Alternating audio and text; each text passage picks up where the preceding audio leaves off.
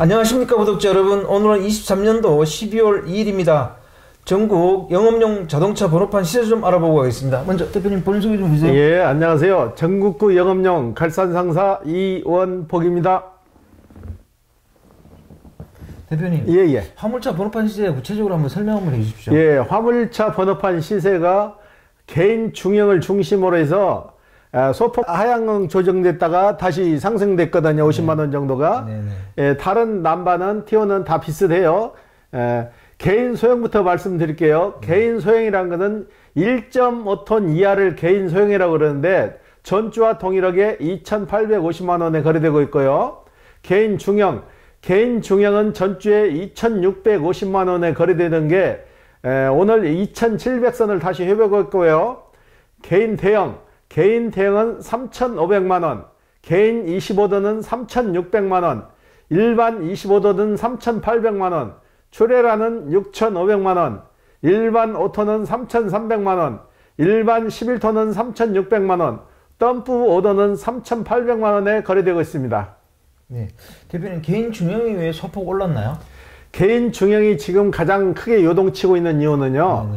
지입차, 지입 회사에서 번호판을 빌려 쓰던 분들이 지금 지입 회사들이 고의 부도 처리를 해요. 지금 세무조사가 강도 높은 세무조사가 들어간다 보니까 저번 주에도 제가 유튜브에 말씀드렸는데 법인들이 쪼개기가 들어간 거예요. 기존에 100대 갖고 있던데 50대 갖고 있던데 이런 데가 20대 쪽으로 해서 쪼개서 법인을 분리하는 거예요. 이게 20대씩 5 법인을 만들어 가지고 부도 처리를 해버린다고. 부도 처리를 하고 이게 다른 업체로 넘어가 버리면은 전에 지입차주들이 불법을 저질렀던 게 없어져 버리는 거예요. 쉽게 말해서 수수료 명목으로 받았던 돈, 돈양값 명목으로 받았던 거, 대폐차 할 때 수수료 받았던 게 이런 걸 전부 다 신고기관에 신고를 하라니까 미리 법인에서 대비를 하는 거예요. 대비를 해서 법인 등록을 말소시키고 타인의 명의로 다시 바꾸는 거예요. 만약에 타인의 명의로 바꿔버리면 전 법인 대표한테는 추궁할 수가 없다고. 부도 나서 망한 회사에 가서 뭘 받아내냐고요. 그래가지고 그런 사례가 많이 늘어났는데 개인 중형 같은 경우에는 그게 더 심해요.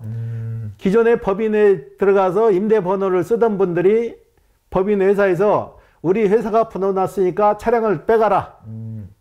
차량 같은 경우에는 개개인이 현물 출자를 해서 회사 게 아니기 때문에 법인이 부도가 나도 그 차는 가지고 나올 수가 있는 거예요. 지금 그 상황이 된 거예요. 갑자기 대비도 안 하고 법인 임대남바를 쓰시던 분들이 갑자기 이제 자가용으로 빼가라고 하니까 빼가지고 나온 거예요. 빼가지고 나왔는데 이분들이 다시 번호판을 달아야 되잖아요. 임대번호판을 다시 달든지 개인 번호판을 사서 달아야 되는데 이제 많이 돌아선 거죠. 임대에서 하도 속다 보니까는 차라리 번호판이 많이 하향으로 내려왔을 때 사서 붙여야 되겠다.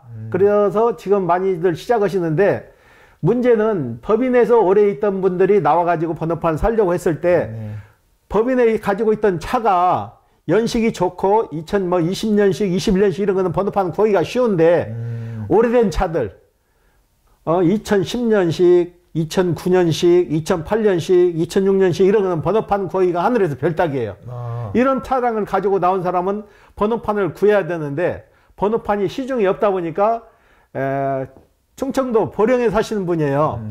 이분은 번호판을 가지고 나와서 거의 한 달간을 일을 못 하신 거야. 자가용으로 빼가지고 나왔을 때 다시 자가용 차고지를 설치해서 본인 앞으로 이전해 놓고 보험 들어놨는데 영업용이 아니다 보니까 일을 못 하는 거잖아요. 그리고 이분도 전국으로 다 수배를 하다 번호판을 못 구해서 어떻게 저희하고 연결이 돼가지고 저 유튜브를 보시고 저희가 그 08년식 번호판을 구해드렸어요. 구해가지고 보령시에 접수를 시켰는데 다음 주 수요일 정도 이제 마무리가 되거든요. 이런 사례분들이 많아요. 용인에 사시는 분도 2016년식 차량을 갖고 있는데 이분도 똑같은 거야. 법인에서 고의 부도를 내고 우리 회사 부도 냈으니까 너도 차 가지고 나가라. 그래서 이분도 자기 현물 출자한 차만 가지고 나온 거예요. 나와가지고 번호판을 이분도 16년식이라 쉽게 번호판을 못 구했어요. 주위에서 누가 구해주기로 했는데 이분이 막상 해서 차 가지고 나왔으니 번호판 좀 달아주세요 하니까는 차일피를 모르다 보니까 이분도 거의 15일 정도를 노른 거예요. 그래서 저희하고 저희 유튜브를 보고 찾아오셔가지고 저희가 그분도 진행을 해서 그분도 다음 주에 끝나는데 이 법인 지입제도라는 게 참 모순점이 많은 거예요. 우리나라에 지입제도가 생긴 것은 65년도에 생겼어요. 65년도에 처음으로 지입차주가 생겨가지고 처음에 시작했을 때는 지입회사가 노선화물 20대, 구역화물 10대, 특수화물은 무제한으로 나와가지고 그걸로 시작을 했는데 본격적으로 지입이 인정이 된 것은 98년도. 98년도 전에는 지입차주들이 차를 가지고 들어가도 그 법인이 망해버리면 차까지 다 뺏겨버렸다고요. 비싼 차 뭐 8천만 원, 9천만 원짜리 사가지고 들어갔는데도 그 회사가 망하면은 그 회사 앞으로 차가 등록되어 있기 때문에 같이 부도나면 같이 망하는 거더라고. 그걸 보완해서 정부에서 현물출자법을 만드는 거예요. 98년도에 현물출자를 만들어서 개인 차량 가지고 임대번호를 빌려가지고 운수회사로 들어가도 법인이 부도가 나도 그 차는 개인이 다시 찾아올 수 있게끔, 그래서 그게 2002년도에 정식으로 합법화가 돼버린 거예요. 근데 지금 우리 구독자분들은 자꾸 그러죠. 지입제가 폐지가 답이다. 지입제 폐지도 좋지만은 지입제 폐지는 답이 될 수가 없는 거예요. 그러면은 비싼 차를 사가지고 돈을 많이 투자하신 분들이 거기에 또 남바 부담을 줘가지고 남바를 또 사야 되는데 정부에서 남바는 공짜로 이제 주질 않아요. 근데 남바를 사가지고 다시 달려면 이중 부담이 또 된다고. 전에는 그래도 돈이 없어서 지입번호를 울며 겨자 먹기식으로 돈을 주고 빌려 썼는데 그 길이 막혀버렸잖아요. 이제 막히니까 더 난감해진 거죠. 이 지입차주분들도 피해가 많지만은 이걸 법적으로 이걸 척신을 해서 이 지입차 개선안이 나와야지 구구조목식으로 지입차주를 처벌한다 해서 벌써 1년이 흘러버렸잖아요. 1년 동안 그러면 법인들이 가만히 있었냐고요. 이미 쪼개기하고 법인 부도 처리하고 다시 법인 설립하고 그렇게 이미 세탁이 돼버린 거잖아요. 너무 늦은 거죠. 1년 동안에 너무나 인터벌을 많이 준 거예요. 발표하고 나서. 국토교통부에서도 원래 지입회사 차량 명의를 운송사업자에서 화물차주로 변경하겠다는 그런 취지로 이렇게 발표한 게 있더라고요. 그렇게 하면은 지입제도가 좀 개선될 수 있어요? 발표안은 그래요.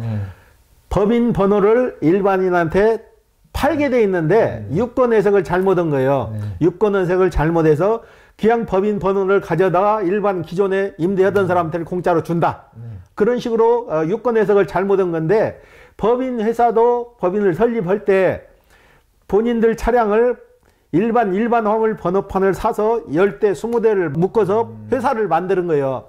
회사를 만들어 가지고 일정 수준의 차량이 되면은 행정조치나 이런 걸 받지 않으면은 정부에서 그동안은 증차를 해줬어요. 내가 20대를 갖고 있다면 거기에 프로테지에서 몇 대가 증차분이 계속 떨어졌다고. 그게 수년간 이어져 온 거예요. 그래서 대수가 많이 늘어난 거죠. 거기서 이분들이 증차 받은 차량도 있지만은 본인들이 사가지고 운수회사를 만드는 티오들도 있다고. 근데 이걸 뺏어서 개인한테는 줄 수는 없는 문제예요. 이게 유권 해석을 잘못한 거예요. 처음에 장관이 발표할 때도 그걸 명시해서 확실하게 했어야 되는데 실질적으로 교통 분야에 종사하시는 분들은 이 과정을 잘 모르시는 분들이 많아요. 한 분이 그 자리에서 계속 일을 하시는 게 아니고 계속 바뀌잖아요. 담당자가. 바뀌다 보니까 이게 악순환이 계속되는 거예요. 획기적인 방법도 없고. 그렇군요. 그러면 지입제 개선안으로 국토부에서도 뭐 여러 가지 생각을 하고 있는 것 같은데 지금은 지입제를 개선할 수 있는 좀 획기적인 방법은 좀 있을까요? 지금 정부에서 발표한 거는 강도 높은 세무조사. 그리고 지금 2차 다시 접수를 받잖아요. 피해자들. 근데 1차로 접수한 사람들 피해 보상받은 거 있나요? 없잖아요. 1차 조사에 한 걸로 해서 피해 보상을 해줬으면 이런 문제가 덜 생겼죠. 1차 조사해서 피해 보상도 못 받았는데 2차 하면 또 뭐냐고요. 이미 법인들은 쪼개기 위해서 법인을 다 바꿨는데. 대표님 그러면 이번 달 20일부터 2월 20일까지가 국토부에서 2차 피해 신고를 받겠다는 기간이었잖아요. 그러면 그 기간을 발표하고 나서 지금 번호판 장사하던 지입회사들이 부도 처리를 많이 하는 건가요? 그렇죠. 운수회사를 다른 사람 명의로 바꿔버리는 거죠. 네. 그리고 고의 부도 처리하는 거죠. 그렇게 네. 눈 가리고 아웅하는 거죠. 제3자를 동원해가지고 그분한테 사고 파는 형식으로 해서 네. 법인 자체를 넘겨버리는 거예요. 네. 그러면 전에 그 지입료, 알선료나 수수료 받은 거는 다 없어지는 거잖아요. 네. 세탁을 하는 거죠. 세탁을. 예. 그럼 그동안 받았던 보증금도 안 돌려주겠네요? 보증금은 당연히 지금도 안 돌려주고 있죠. 만약에 임대에서 들어갔을 때 계약서에 보증금이라는 제도가 없어요. 돈은 현금으로 받고 통장으로 주고받은 근거가 없다고. 그렇기 때문에 있는 사람들이 나몰라라고 세무조사 할 때만 하라는 거죠. 예. 그럼 화물차주들은 울며 겨자 먹기로 보증금도 못 받고 자기 차만 가지고 나오는 거잖아요. 현물 출자한 자기 차량만 갖고 나오는 거예요. 그러니까 문제가 큰 거죠. 다시 가지고 나왔을 때 처음에 현물 출자 들어갔을 때 취득세 등록세를 냈어요. 그래서 빼가지고 나올 때는 취득세 등록세를 내지 않는데 뭐가 또 불이익이 당하는 거니 차고지 설치를 자가용으로 또 해야 돼요. 자가용으로 차고지를 다시 설치해서 영업용 번호판을 구입하면 다시 또 영업용으로 차고지를 또 설치해야 된다고. 이게 2중 3중으로 피해를 계속 보는 거죠. 예. 그럼 이참에 개인 소형이나 개인 중형 번호판을 사서 이제 일하면 안 돼요? 근데 이 금액이 적은 돈이 아니잖아요. 쉽게 말해서 차를 중형차 이상이면은 지금 차값이 비싸요. 3.5톤 같은 경우도 뭐 6천만 원, 6,500만 원인데 거기에다 또 기업값 하면 3천만 원 정도가 더해진다고 하면 거의 1억 선이 되잖아요. 그게 부담이 크니까 그렇게 못 하는 거죠. 그래서 다시 지입회사를 알아보시는 분도 많아요. 건전은 지입회사를 알아봐가지고 그 회사 걸 다시 임대로 쓰려고 그러는데 그것도 이제 겁이 나는 거죠. 하도 이런 걸 겪으니까. 그럼 이 지입회사의 문제를 정부에서 알면서도 왜 지금까지 이렇게 방치를 했던 걸까요? 그러니까 이거 65년부터 지금까지 관례로 흘러내려온 거예요. 획기적으로 개선을 해야 되는데 처음 시작은 좋았잖아요. 없는 사람들 임대번호판을 줘가지고 임대료만 받고 이렇게 운영을 해야 되는데 이게 변형이 된 거죠.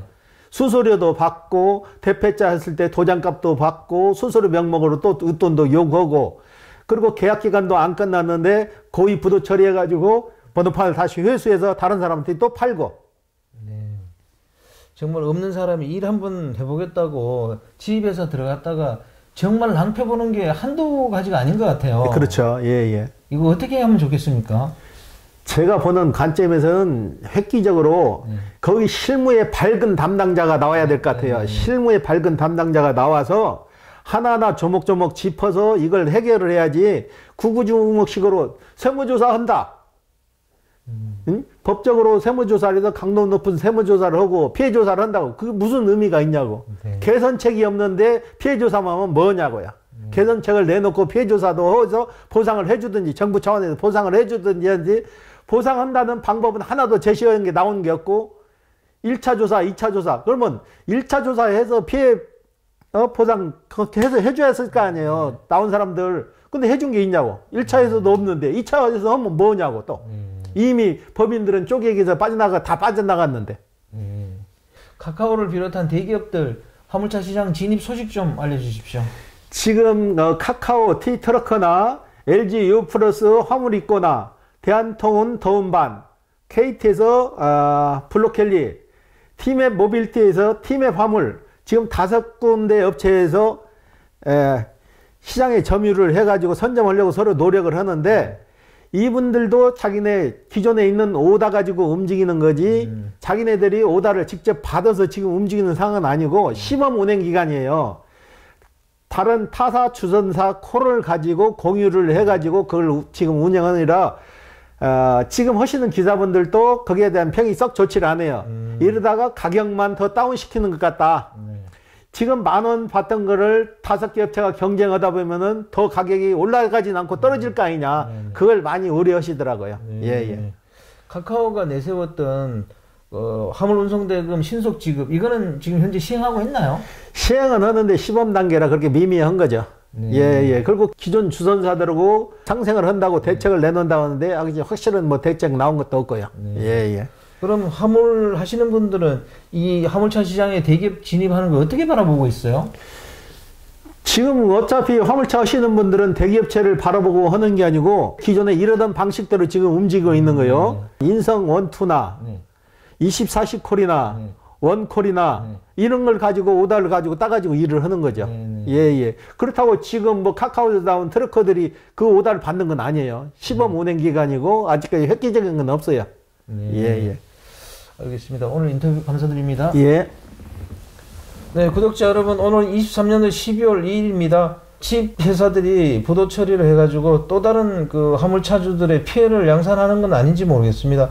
국토교통부에서도 신속하게 1차 피해 조사 끝났으면 대책을 내놔야 되는데 또 내년 2월 20일까지 2차 피해를 받고 나서 또 그게 뭐 발표되려면 내년 한 11월 뭐 이렇게 가는 거 아닌지 모르겠습니다.